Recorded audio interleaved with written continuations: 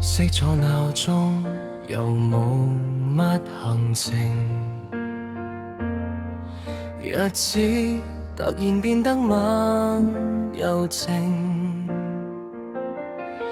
以為退休只得返安靜，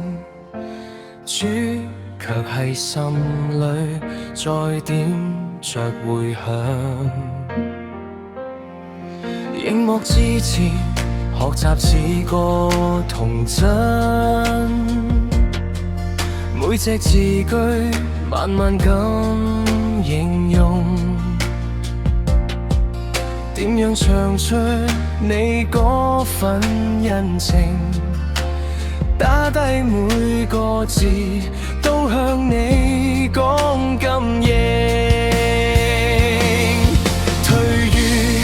出生嘅風景，呢個頻道裏再次被喚醒，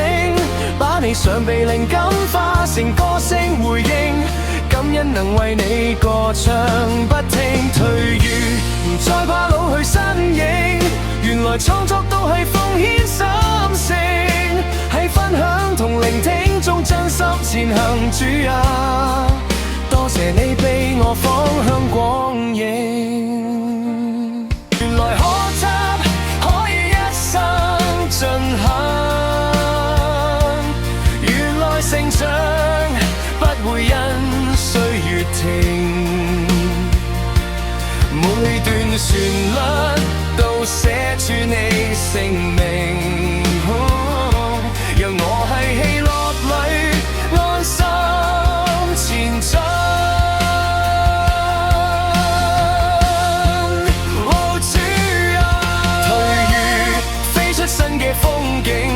呢個頻道裏再次被喚醒，把你常被靈感化成歌聲回應，感恩能為你歌唱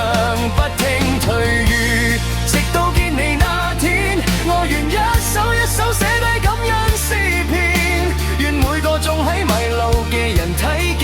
主之慈愛令我縱飛